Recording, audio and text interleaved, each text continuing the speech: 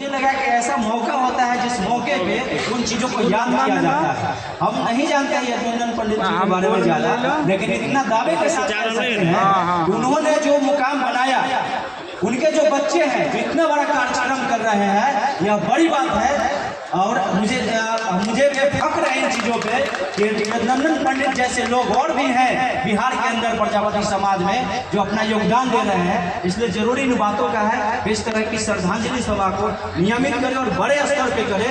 जो भी इनका कंट्रीब्यूशन उनको याद करें। एक सुझाव हम याद देंगे खासकर समन्वय समिति के लोगों को, जिला नेतृत्व के लोगों को, इस तरह के जो भी योगदान लोगों का रहा है, जो कार्यक्रम होता है, इसको लेकर के एक स्मारिका का प्रकाशन मुझे समय समय पे किया जाना चाहिए। अगर हम महीना में नहीं कर सकते हैं तो साल में भी कम से कम एक हम करें, ताकि जो हमारा ऐतिहासिक धरोहर है, ऐसे महापुरुष हैं, उनको याद किया जा सके। और इन आयोजनों को फिर से अगली बार जब स्मारिका रहे तो उसमें लोग पढ़े तो जाने किस तरह का कार्यक्रम हुआ था।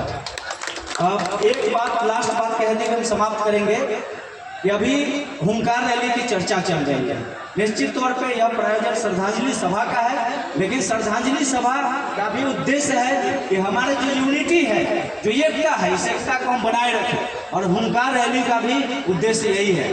तो मुझे लगता है कि इस यात्रा में, हुंकार रैली में ज़्यादा से ज़्यादा लोग यहाँ से आए। और इसलिए भी जरूरी हो गया है कि पिछले बार जब 31 मई को बापू सभागार में कार्यक्रम हुआ तो आपने देखा होगा कि राष्ट्रीय स्तर पर परिचर्चाएं हुई कि प्रजापति समाज का कार्यक्रम हुआ और उसमें बाहर से लोग आए। आने के बाद नेशनल मीडिया पे चर्चा चली ऐसा क्या कार्यक्रम था कि एक जातिगत संगठन में कार्यक्रम में आप गए। वहाँ पे लोगों ने कहा, जो राष्ट्रीय स्तर पर विमर्श करना था, वह था कि इनकी हिस्सेदारी की बात है। हम यह नहीं कहते हैं कि दूसरा का छीन को इनको दे दीजिए, इनका जो हक है वह मिलना चाहिए। तो 100% भागीदारी की बातें हैं, वह बात मुझे लगता है कि सही टाइम है, होना चाहिए। जो लोग पुराने लोग हैं वो जानते हैं कि जब मंडल कमंडल का दौर था, मंडल कमीशन लागू हुआ, तो बहुत सारे लोग ओबीसी में जाके से केंद्रीय सरकार में नौकरी कर रहे हैं। बिहार के अंदर जब ईबीसी रिजर्वेशन मिला